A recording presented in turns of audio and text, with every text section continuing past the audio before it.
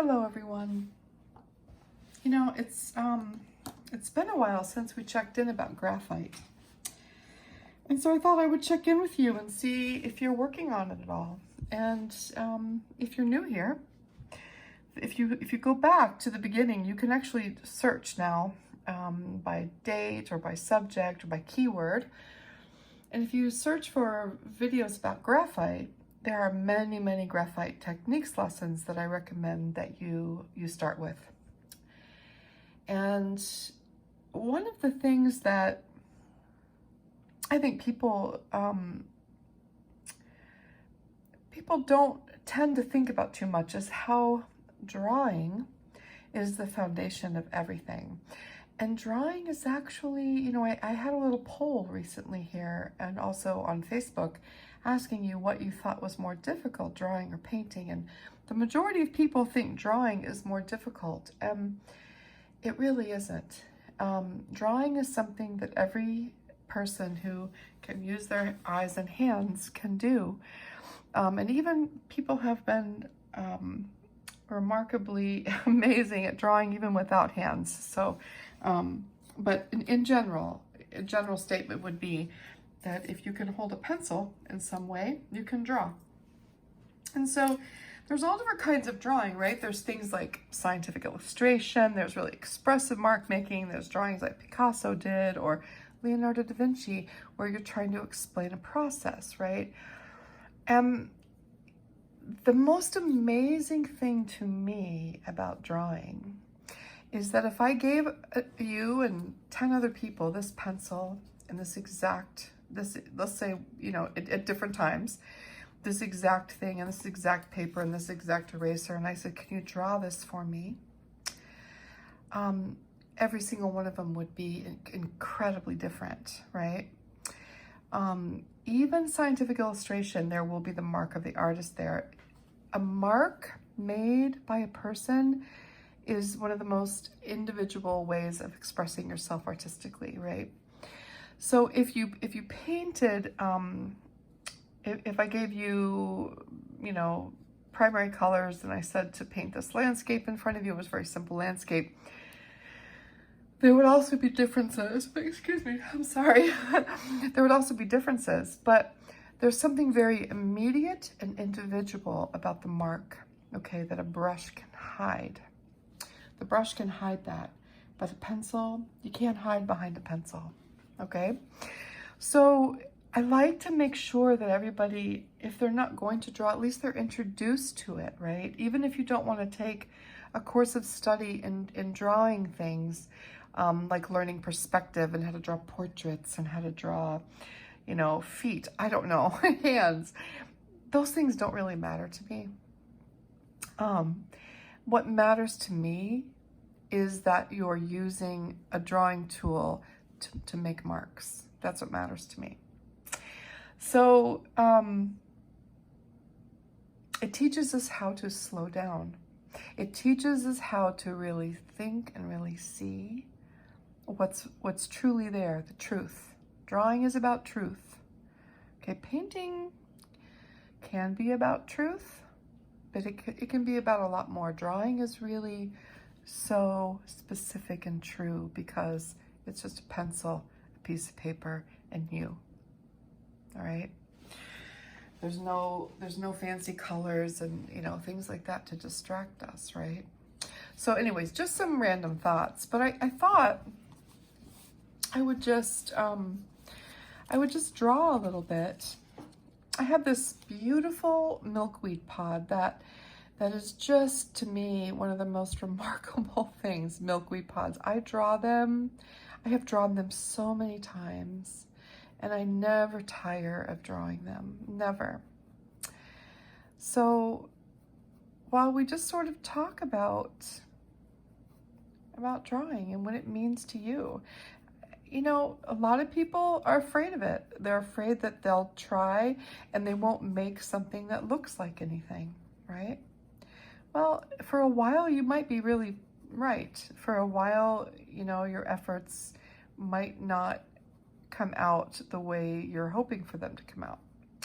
But eventually a funny thing happens, the more we pay attention And the more we just practice with putting marks on paper, the more we want to do it. It's a very,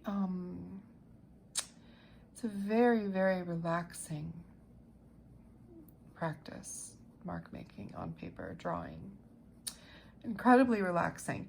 And the more we do it, the better we get at it, the more sure our hand becomes. It's like nothing else, right? It's just, and it's also like riding a bike. Or let's say you're a musician and you're learning to play the piano or the cello or the violin. You might play the Bach cello suites 1,000 times before you can write your own music, right?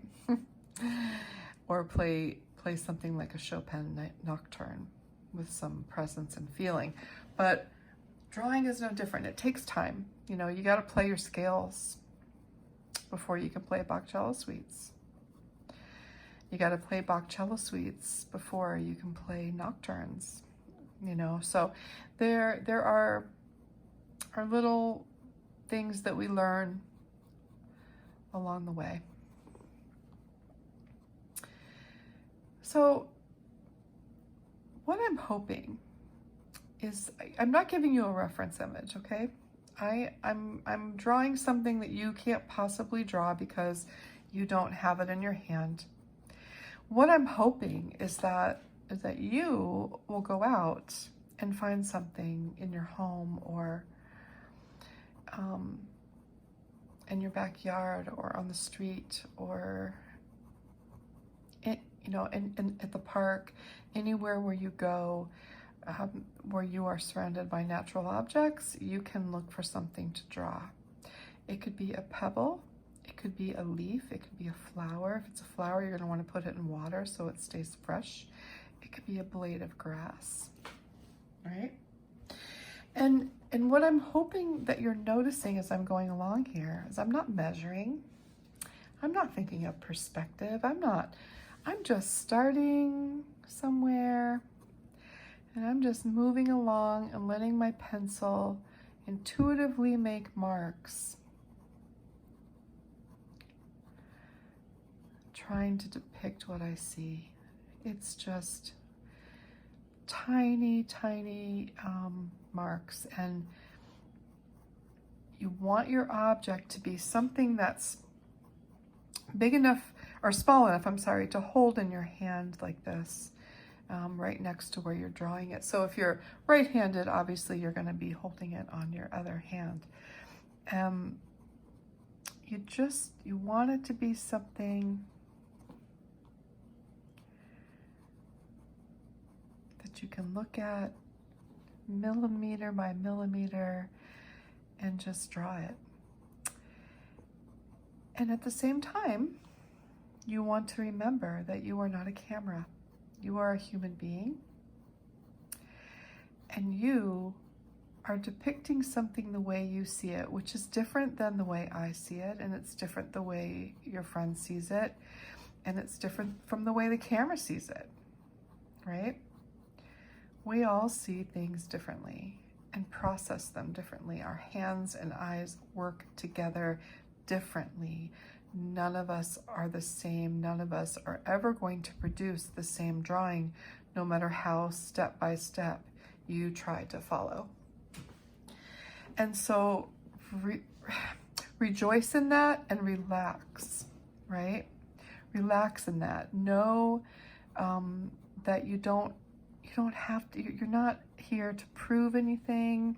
You're not trying to outdo yourself from the last, nothing. You're just trying to spend a few moments to document what you see. And it's that simple. It doesn't need to be exact. It doesn't need to have every hair or spine going in the right direction at all. Not at all. I'm not trying to do that at all. I am enjoying this. I'm letting my pencil move along.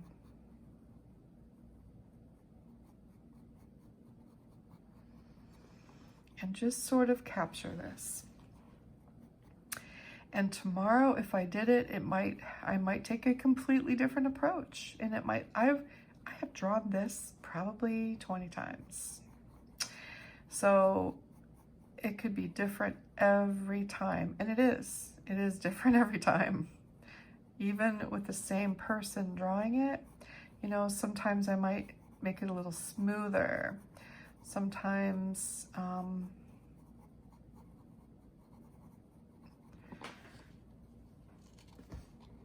hand's starting to get tired holding it up. Sometimes I might make it smoother. Sometimes, you know, it's going to be different every time. You can't judge that, you know. There's no step-by-step way to draw something like this. What I'm doing is I'm marking it down.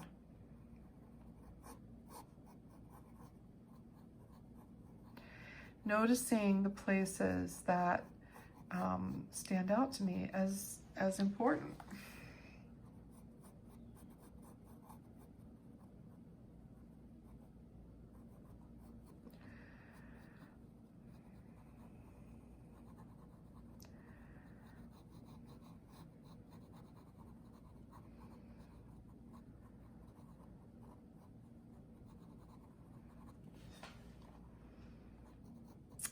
And then as I get to certain points, you know, I would continue until I have sort of this whole shape. But I'm not going to take it all the way to the end because I don't want this to be a really long video. I just want you to see sort of my process, right? So I'm working along using a harder pencil. And then I might switch over to a softer pencil and start putting in some of the darkness. And that's just what I decided to do today. Another day, I might have started just with a softer pencil and used an eraser, depending on my subject. I just felt like starting with that pale silver line. And I thought about that because, number one, this object is quite a bit darker in areas than it is in others. And so I wanted to be able to emphasize that. So see, now I can go in with a darker pencil and sort of re-emphasize the areas, right?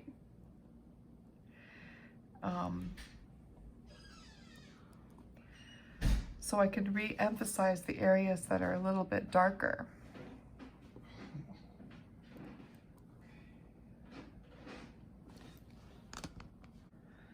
Oh, sorry about that. There was a little confusion. So, I don't know where I was, to be honest with you, but I'm coming back to this with a darker lead. And so I think what I was saying is that, you know, depending on your subject, you're gonna feel like working with different materials, right? And with this, I felt like starting with that more silvery lead.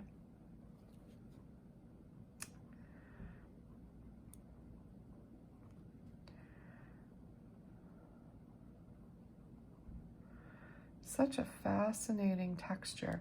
So I see so many things going on here. And by leaving those white spaces of the paper of my first layer, I can use those as sort of these little spiked areas by surrounding them with something dark. Really, really beautiful object, the milkweed pod. It has been a source of endless fascination for me, and I'm not the only artist that thinks that. The gallery that I show at that represents me, there's another artist, Susan Maxwell, and she mostly does birds' nests and botanicals, mostly native plants. And she does milkweed pods, and I love her milkweed pods. And over the years, I've probably done, I don't know, 10 and sold them. They're very precious. And I had a dear friend, her name was Lita.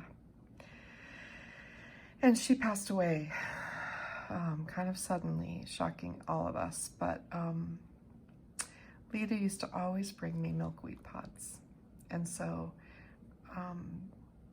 this one is actually from Lita.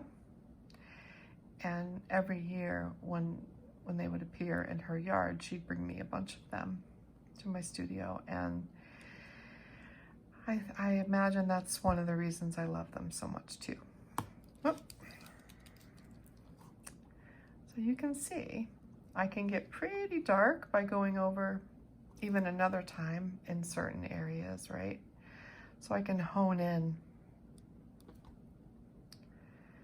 and get really dark where I need to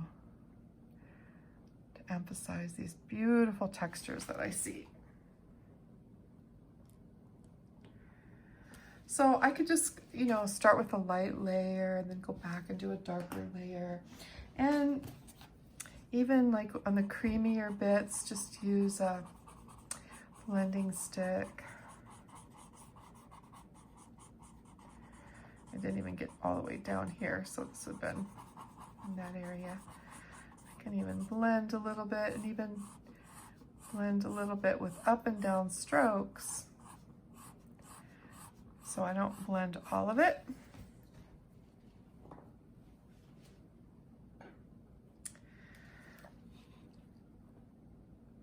And even go in and emphasize a little bit of those lines that I see. Right?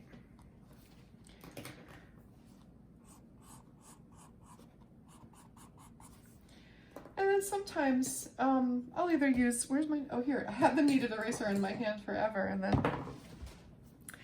and I can go in and lift areas that I want to be lighter and just, so I still have created that texture, right? But I'm lifting it, and then this area needs to be darker. Again, I lifted too much. So I'm never in a hurry. This is really a practice that I call seeing drawing. My technique is very different than Frederick Frank's. How I'm teaching you this is very different, but I borrowed the name from him. I just think it's the perfect name for this kind of drawing. Seeing drawing. I'm slowly seeing something and I'm drawing it.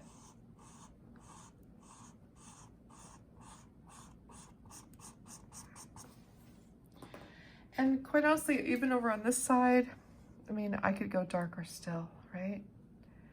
This is a slow process. So that's where I want to interject this idea, talking about the slow process and the beauty of slow work. When things are just dashed off and not given their proper time, and I mean anything from a dandelion lesson to a drawing to a painting of a landscape, it doesn't matter what it is, painting a flower.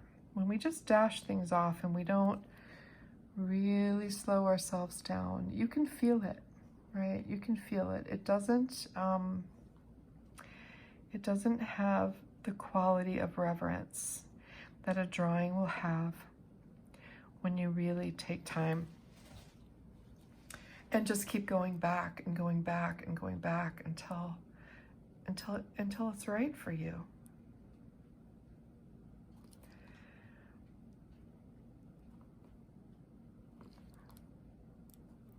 So to me,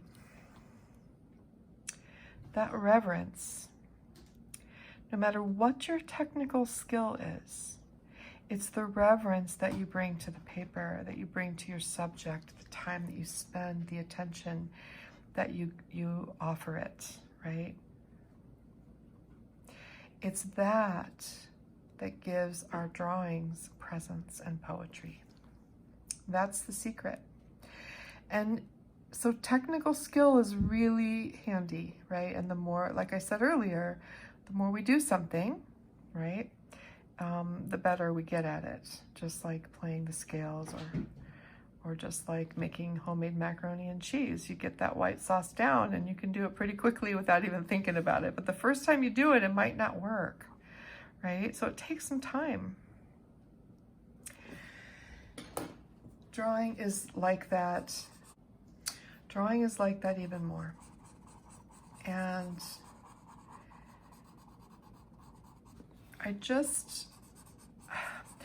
I often wonder if that is a teachable thing, presence and poetry in our work, if it's something that's teachable, if reverence is teachable.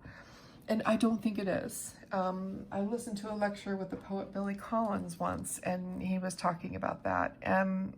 He doesn't think it's teachable.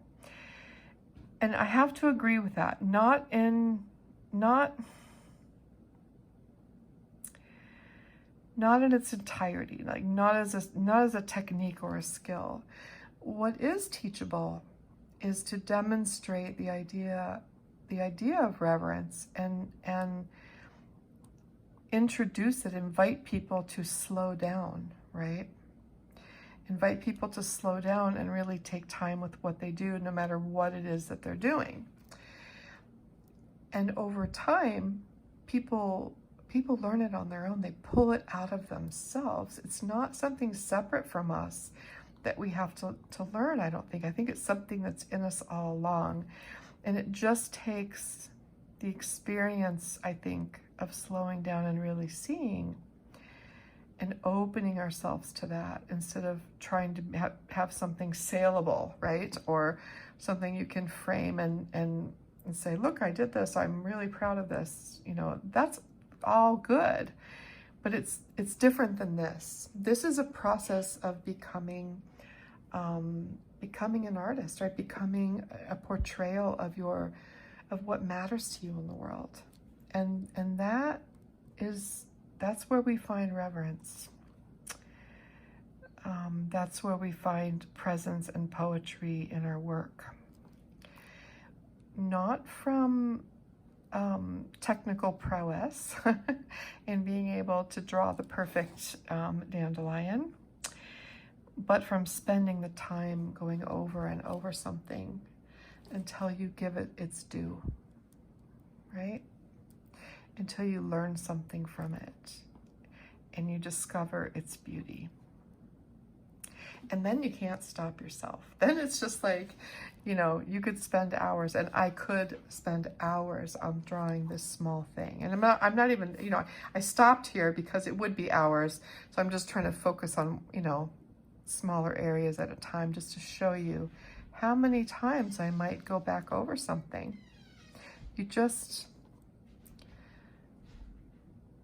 You find your way, right? So I just wanted to talk about those things today. And just do this as sort of a demonstration, and hopefully it makes some sense.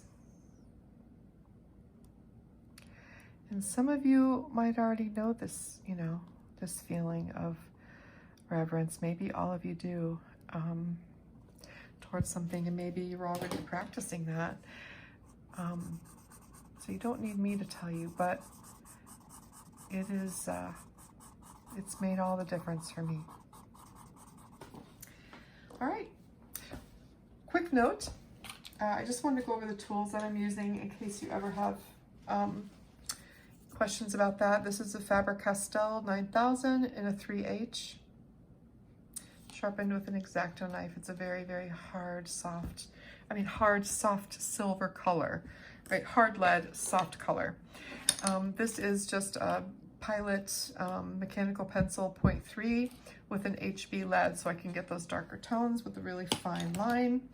This is a blending stump or tortillon, and this is a kneaded eraser. Those are my tools. Okay, the paper I'm using is such a beautiful paper. It is Stonehenge Light. I love the texture of this paper. It is completely beautiful to me. So yeah, that's my lesson for today. I hope it was helpful in some way to you. And I hope you will spend some time finding something and something small, you know, so it doesn't take you 3 days. Something small to start with, and then really spend time with it and document what you see. Okay, and I look forward to seeing what that is. All right, everyone, take care, and I will see you again soon with our new watercolor project.